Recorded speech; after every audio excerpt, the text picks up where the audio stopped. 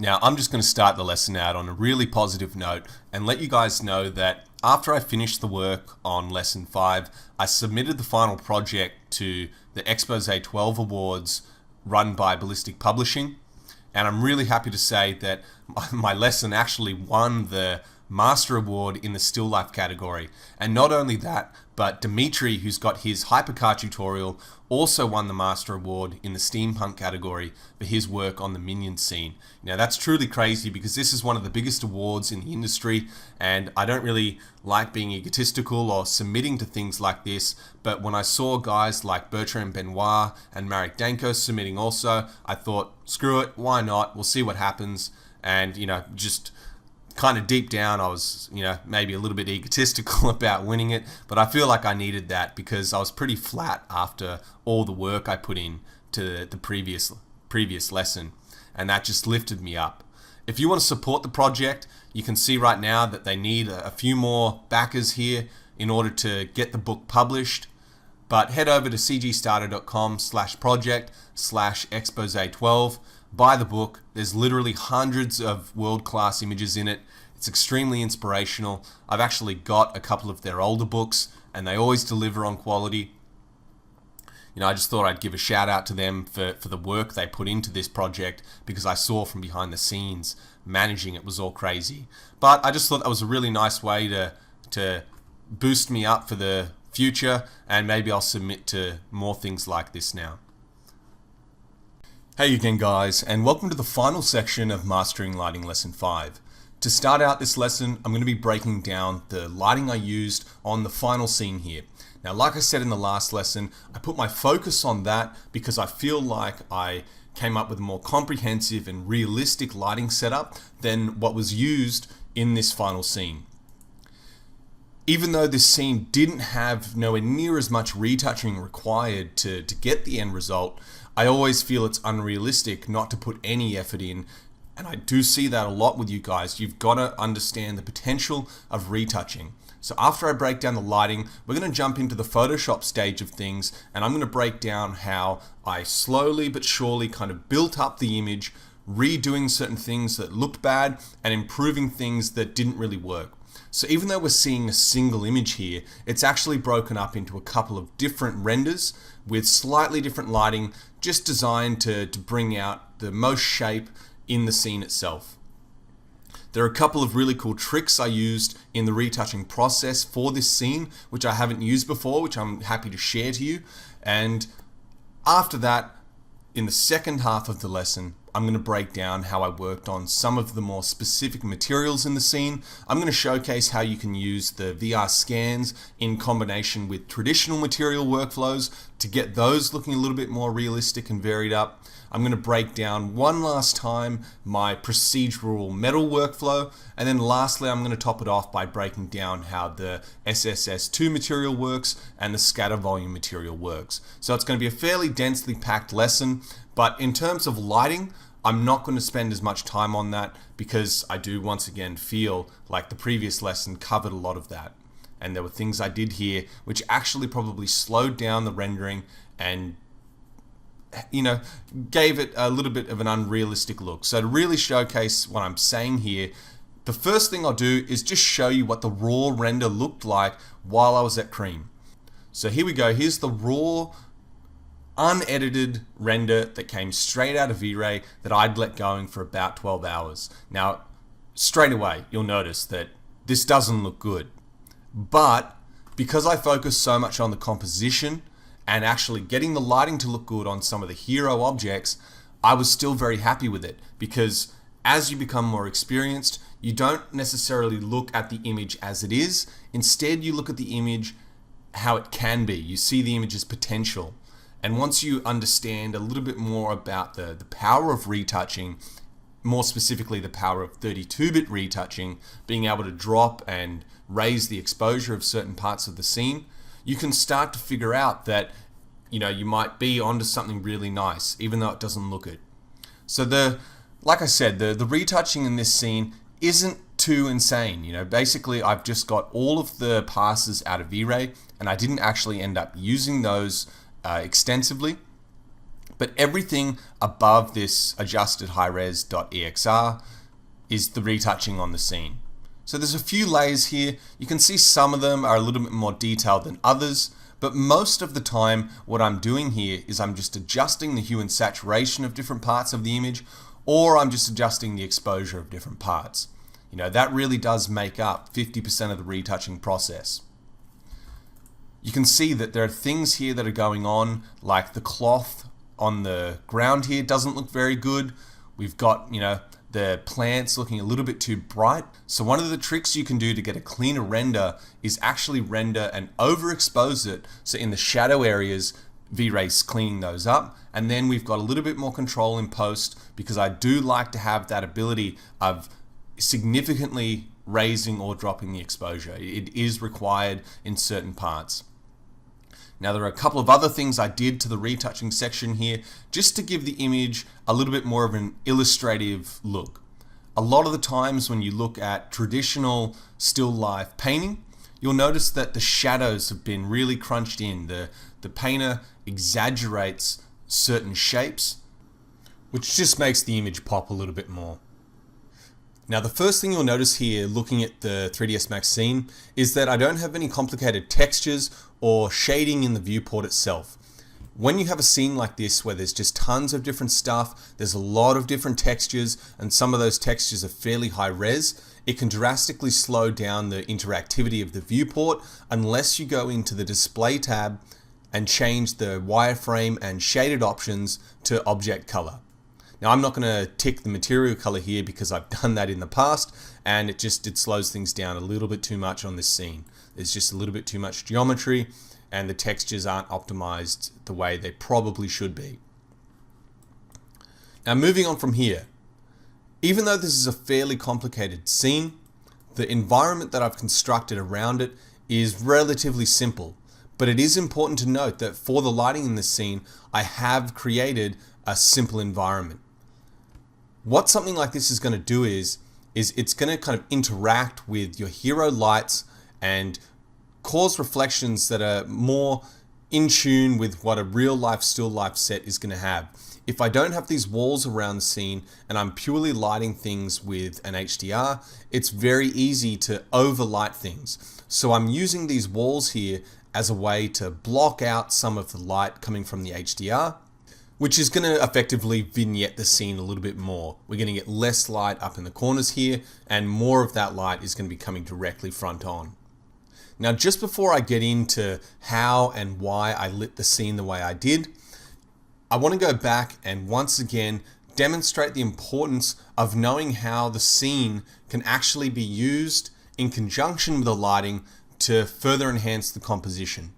Now on a scene like this, I placed most of my attention onto the asset placement, but effectively when all was said and done, I basically just had a scene of some objects sitting on a table. There wasn't anything unique about it, and there wasn't anything that really helped draw your eye into the center of the image.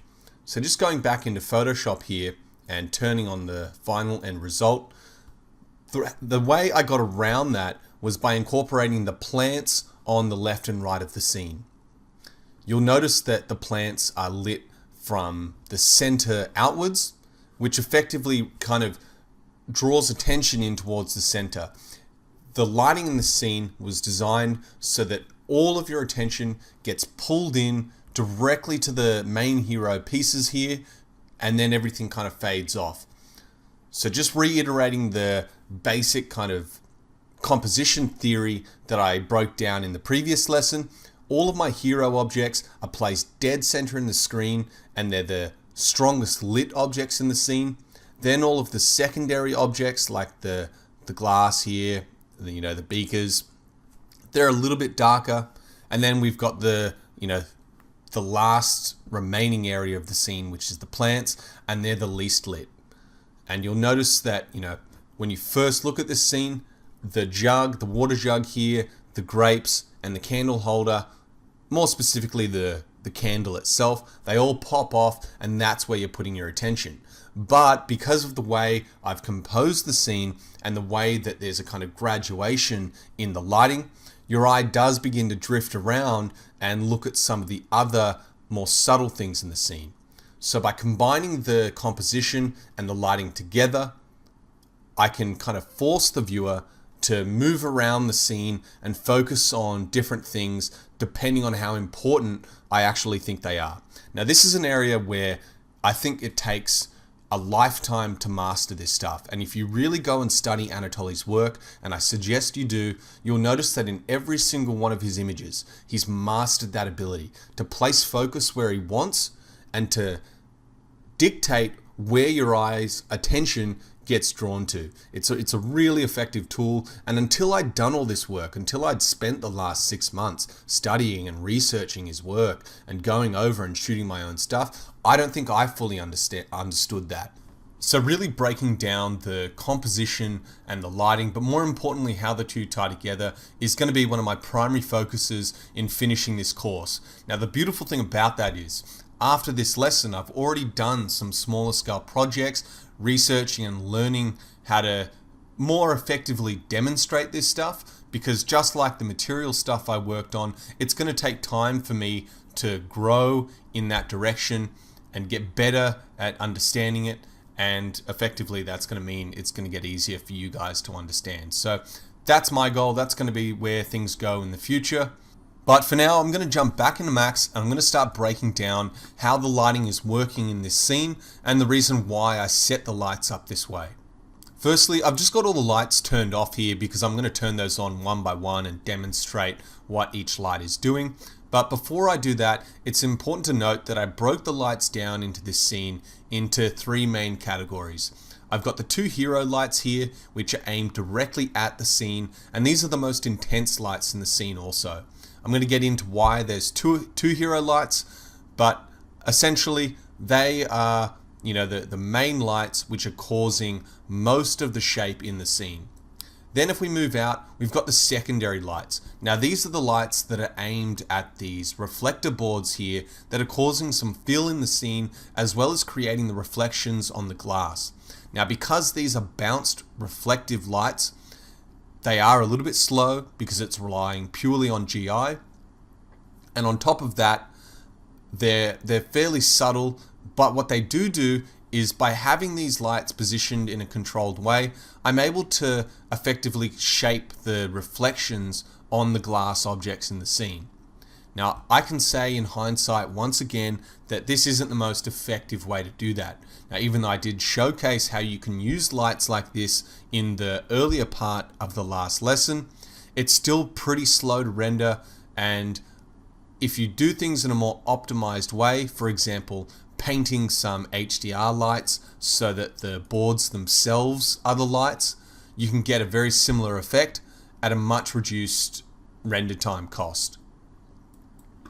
If we go out even further, once again, you can see we've got the 2 heroes, and then we've got these fill lights around the scene. Then we've got the environment lighting coming from the HDR.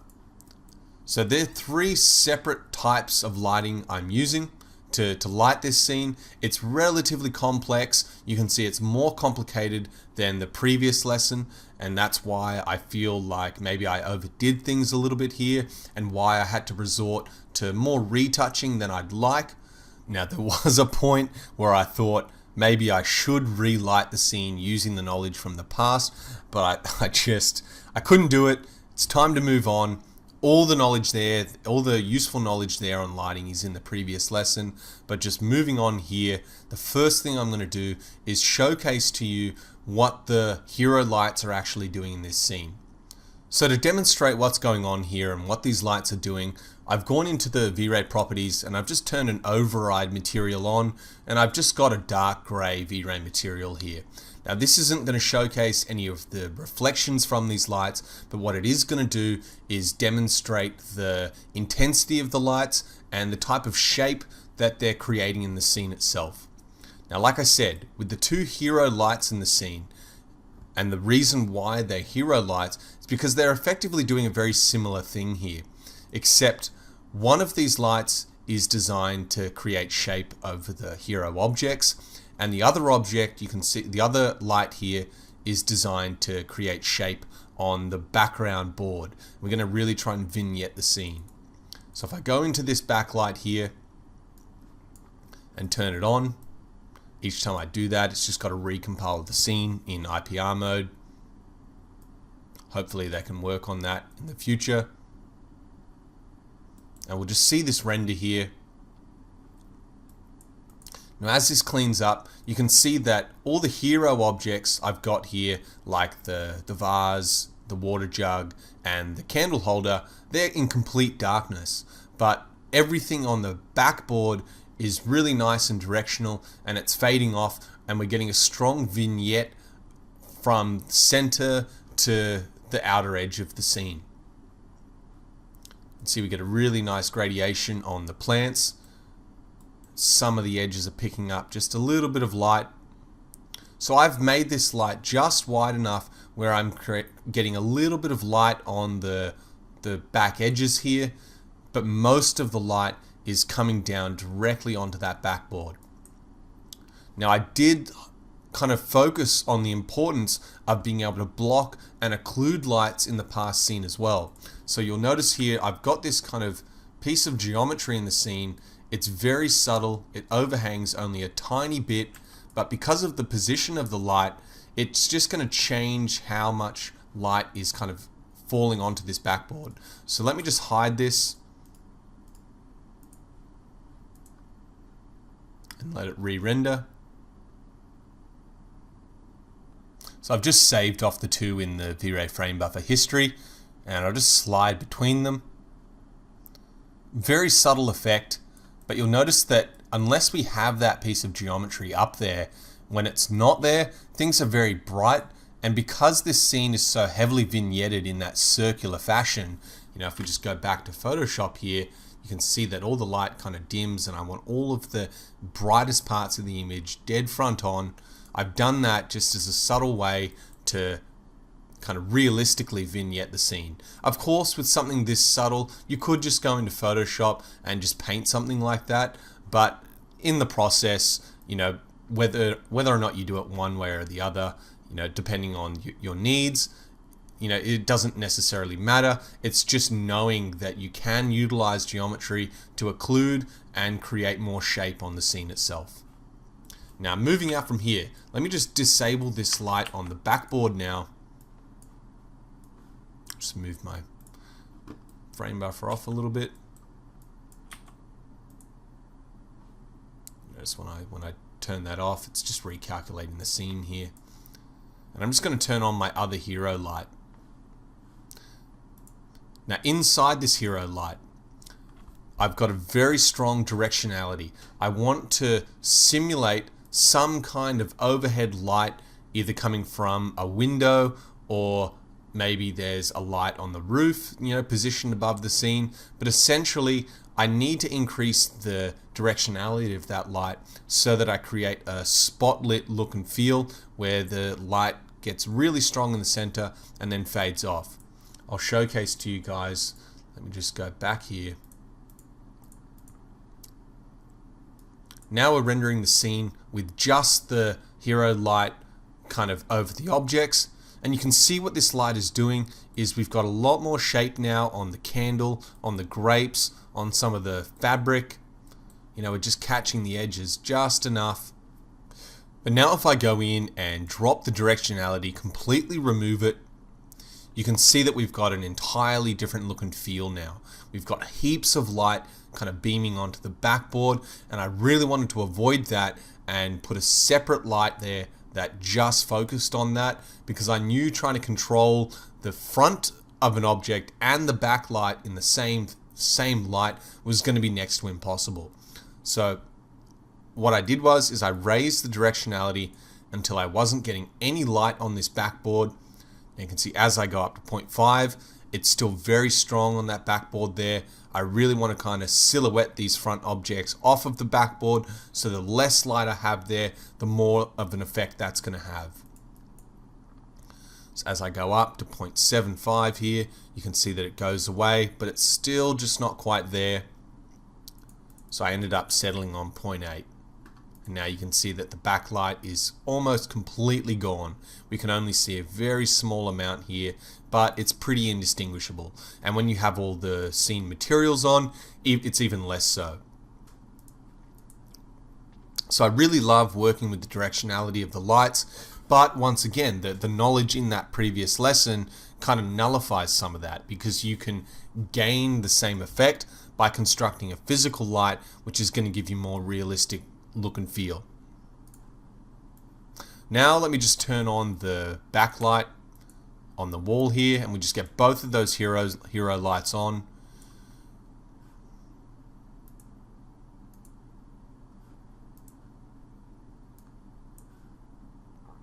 So I've just let this render for a little bit here, and you can kind of very clearly see how we've got strong light on the hero objects and strong light on the backboard as well as obviously the scene being fully vignetted.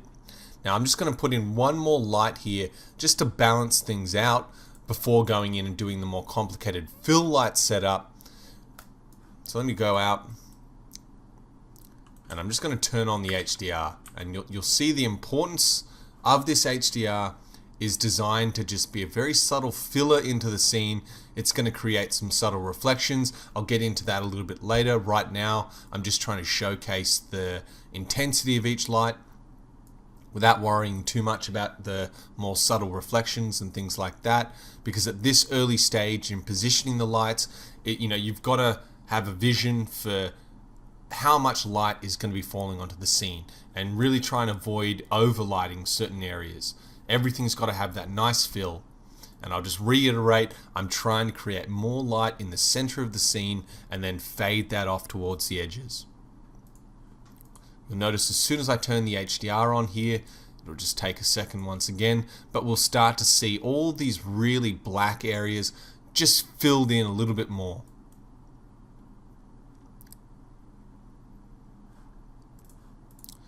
You can see as this starts to render and clean up, now I've kind of eliminated all of those black pixels in the scene. You don't want things so dark where you just have literally no light at all. The other thing putting the HDR in the scene is doing is it's kind of varying up the light color and reflection color. The hero lights in the scene, you'll notice they've kind of got a bluish tint to them, but including the HDR just incorporates a little bit more of a red and orange feel to the scene, and we get this transition from kind of blue here to more orange down the bottom. Subtle things like that can be the difference between a render looking fake and looking real, just adding more of that variation in. Now in most scenes, you should be able to use the IPR mode or V-Ray RT to visualize everything, including the textures and all the refraction, but on some certain scenes like this, maybe you've got a really complicated interior and you just want to visualize the light a little bit more cleanly. What you can do is kind of factor in the refractive objects and just exclude those from the override material. So you can see I've just gone in and excluded all of the beakers and bottles and the water jug glass. Now I can kind of see what's happening with the refractions. And you've also got to factor in here, sometimes you just get lucky with certain light placements and the type of lights you're using. So what happened is when I put this light above, I actually hadn't previewed it with glass, and when I swapped everything to glass, I noticed that I was getting this really nice kind of refraction spread out across the bottom of the material. And I just thought that looked really nice. I thought it gave the glass a nice sense of balance from the top to the bottom. And it does look just genuinely a little bit beautiful. But that's just pure luck. That wasn't my intention. So always factor in and always keep an eye out for things like that. Because sometimes when you're moving a light around the scene, you might be trying to affect something completely irrelevant, but it'll have a nice effect on a certain part. And it's that process that can end up being really important, because as a print artist, you've got to understand that we don't have to deal with animation, and we can get away with rendering different parts of the image separately and then composing those into a final image. And it's that extra level of control that I love about CGI. So no matter how good I get in the future with lighting and composition, my love for CG is always having that ability to gain that extra bit of fine control. So you'll notice in the previous lesson that the photographers are trying to go to those extreme lengths to gain extra control, but in CGI we're truly unlimited with what we can do. So I always try and notice things like that. So in the retouching section, say I'm moving a light around, it looks nice on the bigger here, it's catching a nice edge, I'll make a mental note of that so that later on when I go do bonus passes, I can move the light to that position. Another thing you can do is, say something's looking good, just save the scene off. Just save it off with a note attached to it saying, for example, if you wanted to focus on this water jug glass here, you'd save the scene off as, Mastering V-Ray Lesson 5 Final Beauty, and then underscore nice looking refraction on water jug. Just a simple note like that, so that when you get to that final process, you can open the file up, hit render, you might have totally forgotten about it, but you haven't lost it. And in my career, I've used that every single time. I've always had just a little bit of knowledge about how I can boost the image in the retouching section. Alright, so we've got all the lights set up here, but we don't have the fill lights in the scene. Now you can see that this is a pretty well lit scene now. We've got the backboard being lit, all the fronts being lit, but you can see there are some areas here which are still in complete darkness. There's not a lot of shape here. So like I did with the refractive material, I'll just slowly start boosting up the complexity of this preview. And now inside of the V-Ray material we're using in the override here, I'm just going to increase the reflection. I'm going to drop the reflection glossiness. I just want to kind of an average glossy material here. So I'm going to go to 0.8 on the reflection glossiness. And because most of these reflective materials are metal, they're going to have a higher Fresnel value than 1.6. So I can just, once again, average that out amongst the scene, say set the value to 3. It's going to make these materials a bit more reflective. Now I'm going to go down to the GGX tail fall off value, and I'm just going to spread this a little bit more. I find for metals that going lower on the GTR tail fall off and higher on the reflection glossiness yields a little bit more realistic results. Now as you can see on the cloth here, we're picking up those nice reflections. So I'm just going to let this render at this point and showcase kind of where some of the scene is being filled now that we've added the reflections. But it's at that point I can start to break down why I positioned the lights for the fill and the reflection in the scene and why I made them a certain intensity. So just before I show you what the scene looks like only with the fill lights lit, we're just going to go back to the hero lights here with the HDR, and I'll just explain once again. You'll notice that the lighting here with those couple of lights, it's very intense, it's very strong, and we're getting a lot of directional shape from top to bottom being introduced. The issue is though, is that when you have such strong lighting like that, if you go in and add the fill lights and also make those intense, you run the risk of kind of blurring everything out. The directionality from the lights comes from everywhere, and then you lose that shape in the scene.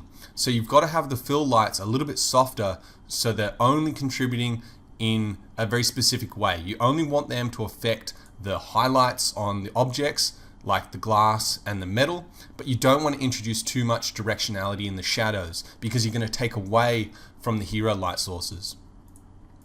So I'll just enable just the fill lights. You can see it's got a totally different look and feel here. All the shadows are very soft. There's no directionality, but what we are getting is some really nice reflections that I've positioned specifically around the scene just to balance where the highlights are coming from. You can see we've got some refractions from the left and right. I've basically just tried to get as many little pings as possible here that are going to lift out some of the shape and detail that I put into these assets.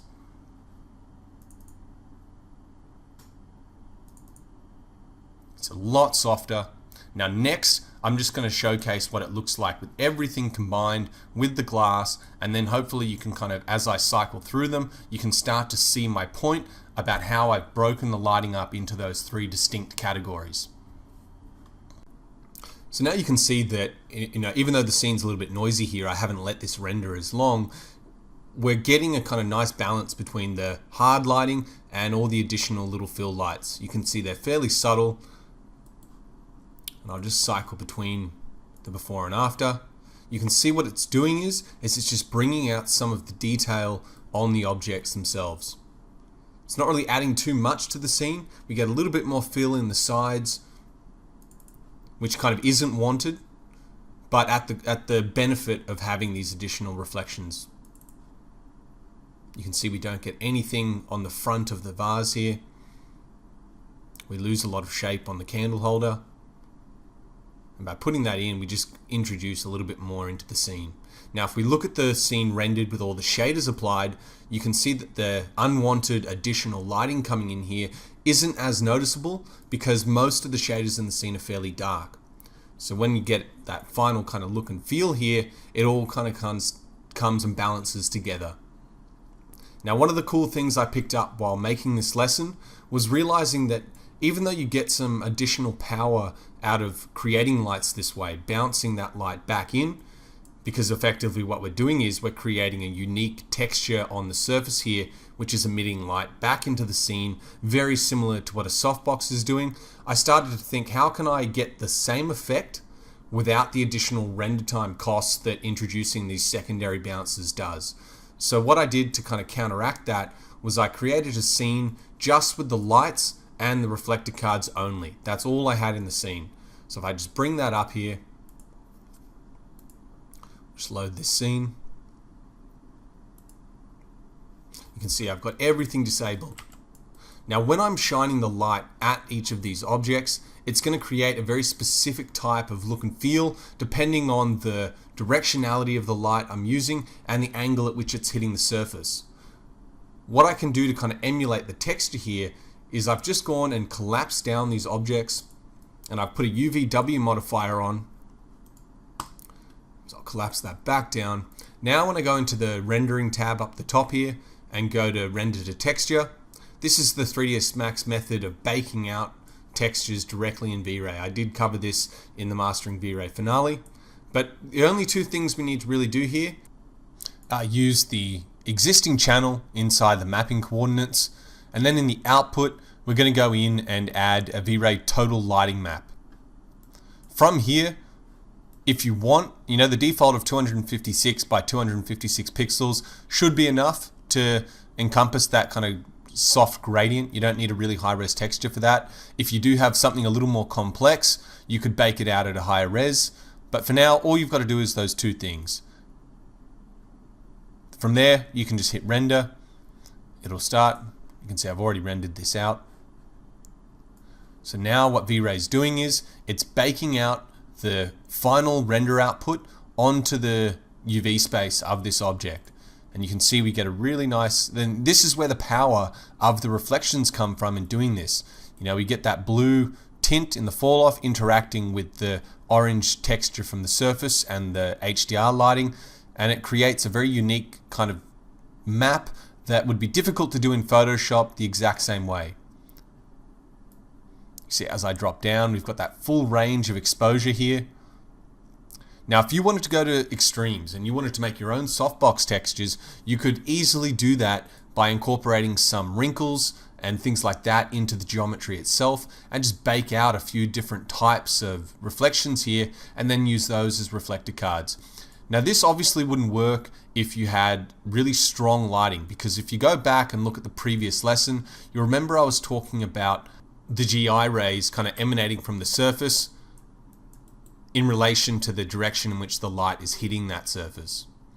So in this particular setup where we've got a really strong directional light hitting the card and then bouncing light back into the scene, most of this light, even though the card is angled this way, just like a pool shot, just try and imagine playing a game of pool, you're hitting off the surface and then that light is bouncing in this direction.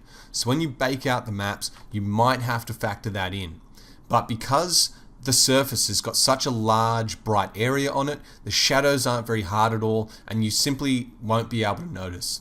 So what I did for this scene is, and not when I actually rendered it, but just to prove that it could be done, I just for each of these maps went in, added the UV mapping and baked them out, and then re-rendered the scene. So I'd highly suggest maybe not using this method early on in the process. Use this to get that lighting looking good, and then when you go to render the final high res, just invest the 5 minutes of time into doing this, because it will save you a lot more than that in the actual rendering process if you're going over 10-12 hours. Once you've locked off the lighting and the materials and you're looking at a high resolution beauty render, you've got to start to judge if the render is good enough to take over the line in post work. Now, I set the goal for myself in this lesson not to rely on it too heavily, and I ended up getting a better raw render out of this scene than the previous, so I didn't actually have to go in and spend all those hours and hand painting different things into the image. But what you do need to do on every single image that you're really trying to put that finesse on is break the scene up into its different elements and then critique them on a kind of case-by-case basis. Now, obviously, this is impossible for the animation guys out there, and that's not where I specialized. So once again, by working in print, I love that ability to go in and make these changes. It's always why I felt a little bit intimidated by animation, because I know that all that work's got to look good in the beauty render itself. But by breaking up the scene into its different elements, you can start kind of critiquing and seeing which areas of the scene need to be re-rendered. Now in this scene, even though we're seeing here the cloth with the proper shaders on it, this is because after working on the lesson and upgrading it piece by piece, I've ended up at a file like this. But the raw beauty render out of V-Ray originally had quite a few things that were lacking, and I just didn't put the effort in because I was focused on other things and thought I just needed to get most of the work out of the way and then go and upgrade different parts of the image. For example, the first and obviously most noticeable thing in the scene is the cloth. It does not look very good at all. The red cloth here, I just simply didn't apply any shader at all. When you're trying to do R&D in post work by readjusting the type of shaders used, you've still got to factor in the fact that GI and reflections are spilling into the scene a specific way. So I've made the shader red so that in the reflections here down the bottom, we're getting a proper value there. And then when we go in and see the final, even though I've changed out the shader on the cloth here, we still have the reflections from the previous shader. You can see there's actually a small issue there I didn't notice. The other thing in the scene is we've got the cloth here, and it doesn't look good. There's massive issues with the way the hardness falls off. So I had to separate the cloth into a separate scene and remove some of the lighting, because I've got a fill light down the bottom here, and you can see that casting into the bottom of the cloth. And if I just go to the final once again, you can see I've removed that, which effectively makes that transition from light to dark a lot smoother. The other type of things I've done is I've realized that this material simply isn't going to hold up by itself. So I scattered just tons of fibers over the top to soften off this transition and create a more pleasing transition between the light and dark. So once again, we go to the final here, and we can see that there's all these fibers which break up that really harsh shadow line. Other things in the scene, like the grapes, I also removed the shader for, and I did that because I'd had issues in the previous scene, I'm talking going back 6 months, with all the shaders coming together, just kind of slowing things down quite a lot, and I realized if I finished the beauty render and I wasn't happy with the way the grapes were looking, it was going to be a major pain to re-render everything. So I just put a red shader on them once again to create the right amount of reflection color here, and then when I go to the final, we get the right values.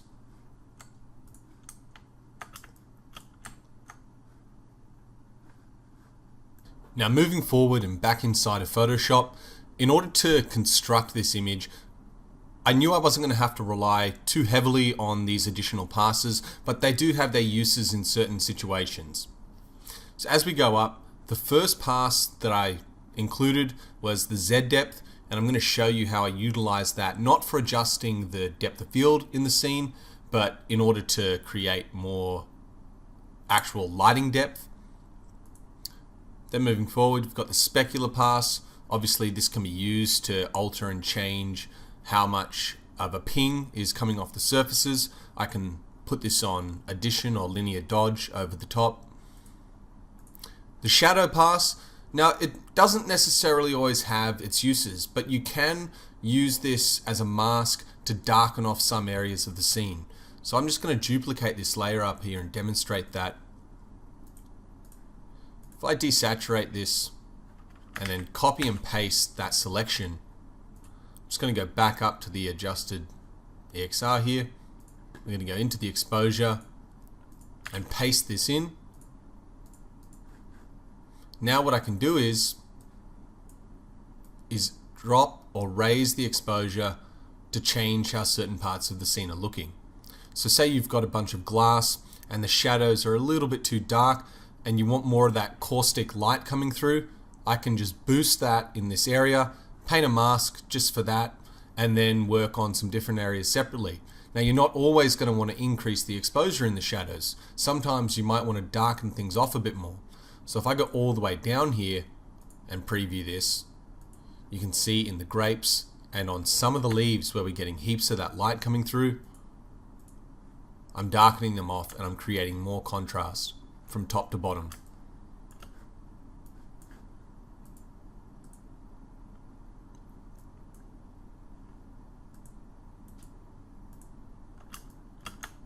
Got the refraction pass, and I made an error here. I applied the wrong shader to inside the jug and had to go in and fix that later. But I was really happy with the way the refraction pass was looking. I thought it had a nice level of detail to it. It kind of looked a bit illustrated almost, but I was definitely very happy with the way this came out. Same goes for the reflection pass. You can see that really nice gradient we're getting by aiming the light at the backboard creates a softbox type effect. Even on the glass here, we get that really nice spread that most of the time we emulate with the GGX tail fall off. But photographers can also get a pronounced effect like that on the specular highlights by having very large softboxes. It's also important to note here, in the reflection pass, you can notice all the details kind of front and center. Because the backboards here, we're not getting any reflections picking up, and it puts focus on these hero objects. And it gives you kind of a different look at the way I compose the scene. You can see there's a nice balance here. The normal pass I can use to select different angles of where the light's coming from and then alter the intensity. For example, I can go in and select mostly just the blue and cyan areas, and that's going to affect the underside of each object. Or I can go from the top and select more of that greeny yellow color and adjust the intensities of different areas based on that. But because you don't have the selection color range in 32-bit, what you can do is you can copy this layer, make a new file. I'm going to make this 8-bit, and I'm just going to paste it in. Now what I can do is, you can see I can go to the color range, say I want to select the top. I can adjust the fuzziness of the mask. I'm going to make a new layer here and fill this with white. I'm going to make another layer underneath and then fill it with black. Now we've got a mask directly just for the areas facing up. You can do that for any angle, it doesn't matter. I can go in, say I want to select things from the side here, drop the fuzziness down, make a new layer,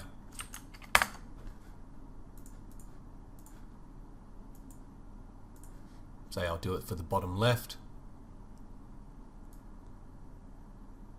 and you can see in this preview here, it's a really awesome way of adjusting this stuff.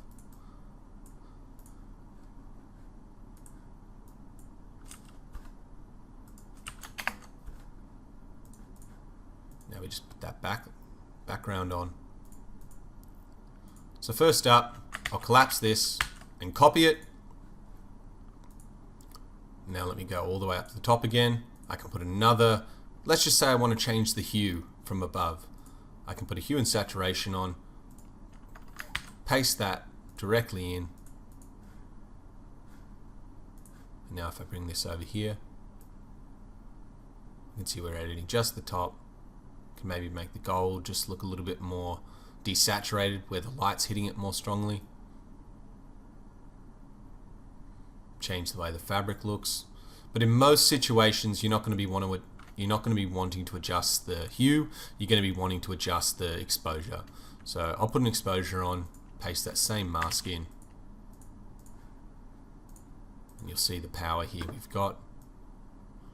and just brighten up just those areas. It's a really useful tool. Say I've got the cloth down here, it looks a little bit flat. Kind of paint that in, increase the contrast in that area. And now on the mask, I can make a massive brush and just paint that away from everywhere else.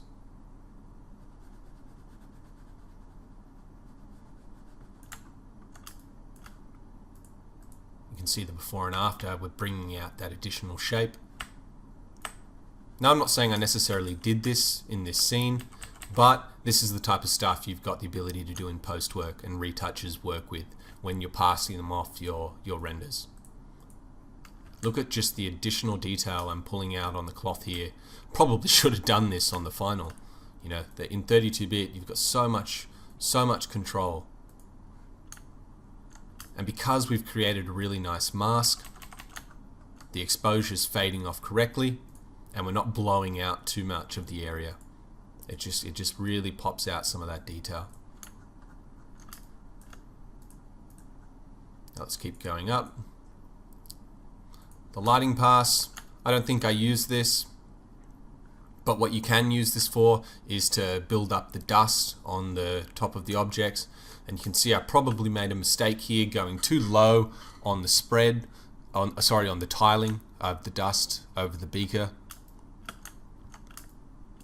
Maybe would have been smarter to make a 2-layer kind of setup and have one much bigger and then overlay this secondary smaller layer at 50%. But once again, just to demonstrate how I can get that dust look coming through, copy that layer and paste it over the top. Now if I set this to linear dodge,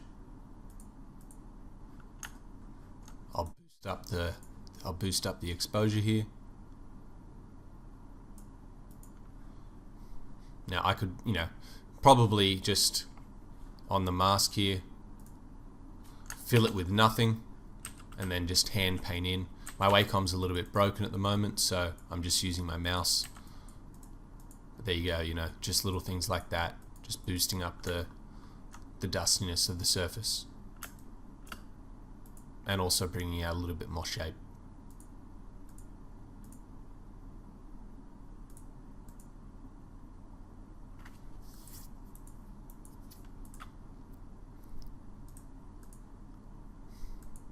Once again, the global illumination I didn't really use.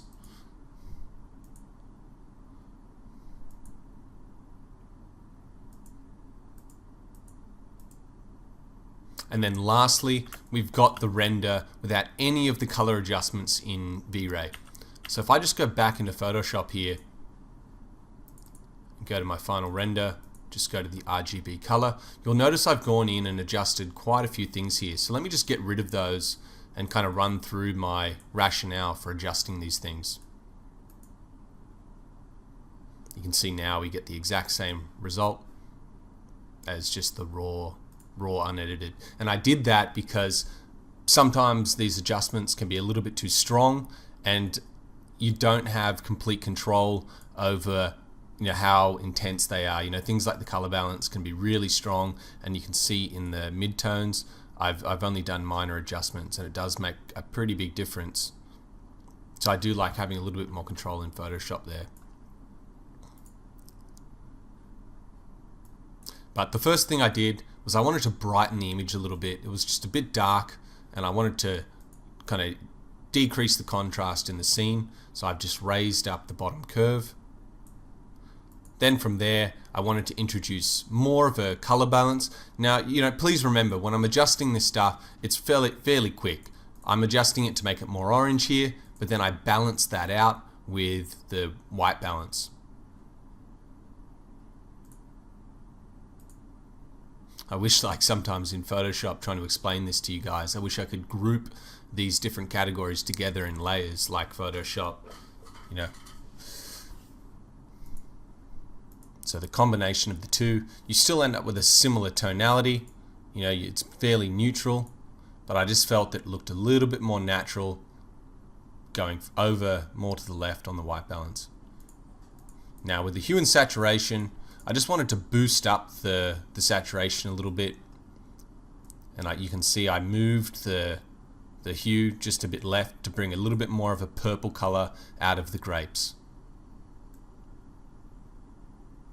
It's just fairly subtle.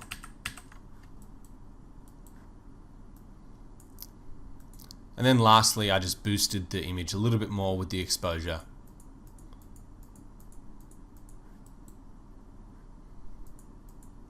The cloth was blowing out. I don't think this was the final settings I used, by the way. I've adjusted this as I've been recording.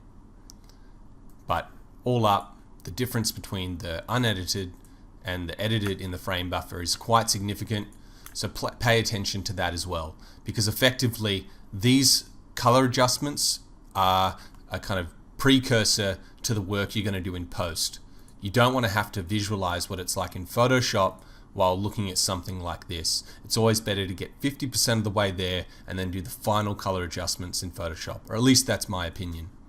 Now moving on to the retouching section, I just want to remind you guys once again that my version of retouching, and I'm just being completely honest with you, is always going to be a little bit messier and disorganized than what a professional retoucher would do with this scene, say if I was working in the print industry. However, it doesn't necessarily mean that I can't achieve similar results. It just means that because I haven't mastered retouching and I just use it as a means to extend the image past what I can get out of V-Ray, I find that it's acceptable what I do, but I have worked with some really crazy guys who are some of the most experienced in the industry, and they can do beautiful things with renders. And that's why I want to try and get a retoucher on board helping out with doing some tutorials, just so that I can kind of clarify that side of things with you guys as well. Now for a scene like this, I didn't want to go too overboard with the retouching itself. I just wanted to improve the things that didn't look as good as the hero elements in the scene. Now what I'm going to do is I'm just going to kind of run my way up through the file here, turning on the layers and explaining why and how I achieved those layers if needed. But essentially when I'm retouching, I basically just kind of add bits here and there and I work my way up. I don't have any specific order. I just will focus on the image, see an area that needs to be improved. I'll either generate a mask for that area and tweak it, and then I'll just keep working my way up. I will say though that in terms of color grading, usually I do leave that more towards the top of the image, because if you color grade at the base and then start making changes after that point, it can get a little bit confusing. I'm sure I've still done that with this scene though. But retouching can be a really quick and enjoyable process as long as you just stick to the basics and understand the limitations.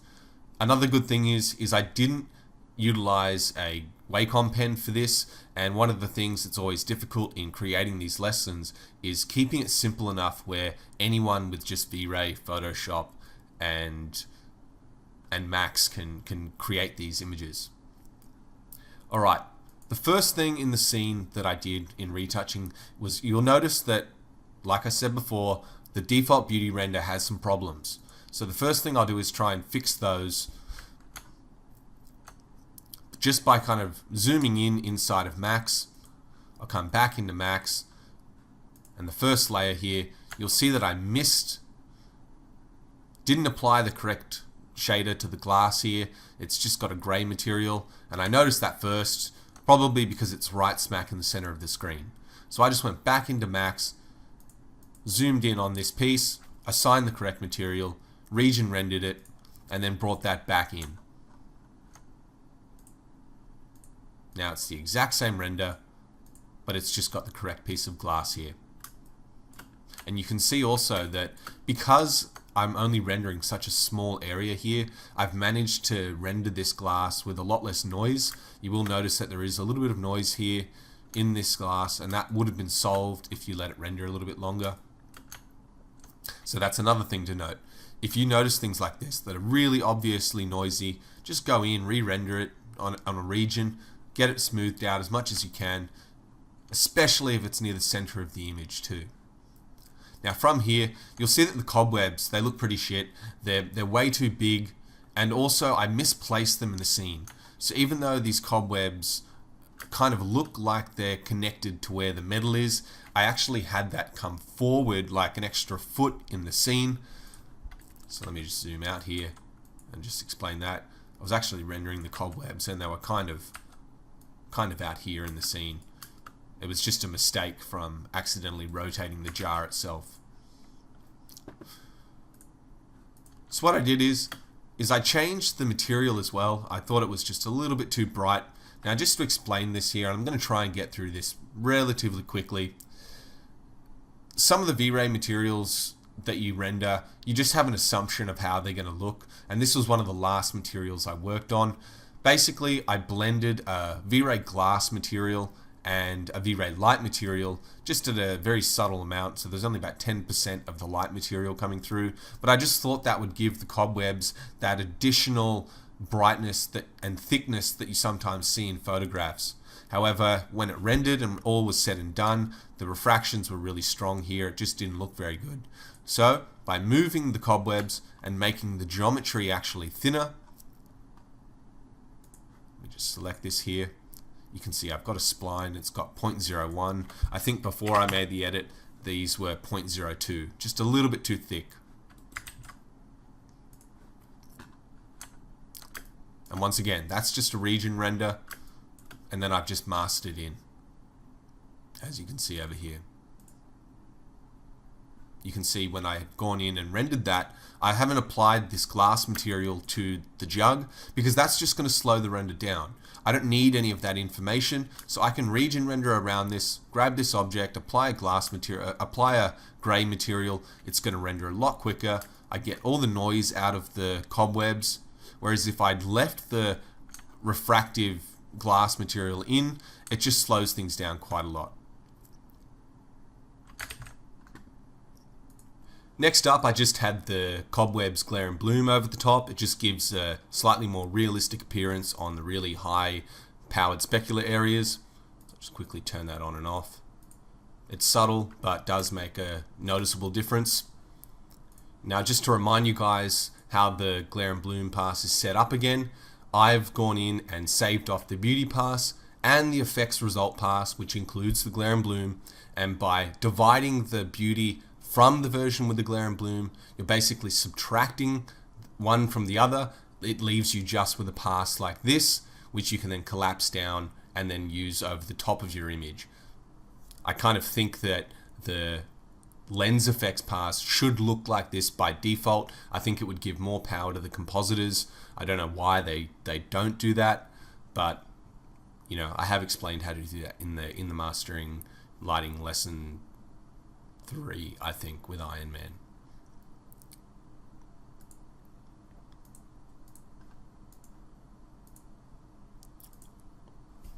Alright, next up, if we go down to the slime here, you'll notice that there's a glow inside the liquid. Now this is done in post work, and this also comes back to utilizing the reference I shot earlier and showcased in the first part. Let me just bring that reference up here. I'm just going to load the uncompressed raw. Now I've provided this stuff for you guys. I don't think that was the one I used. I shot it from a couple of different lighting. Yes, I think this is more what I used.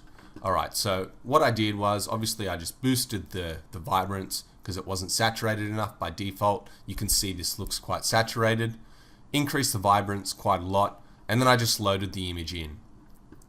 Now my goal here was to kind of make the liquid appear maybe a little bit more realistic. When I do this stuff and when I retouch, I'm basically just playing around trying to see what I can do with the stuff I have available to me. And it was also the first time I'd shot my own high-res reference for a personal project, so of course I was going to go in and see if I could get any benefit out of working with it. Now let me go in here. You'll see that the lighting, the natural lighting for how this liquid is working, is very similar to what I've got with the orange juice over here. And because I've modeled the lip of the liquid correctly, we get that really nice refractive edge on it. But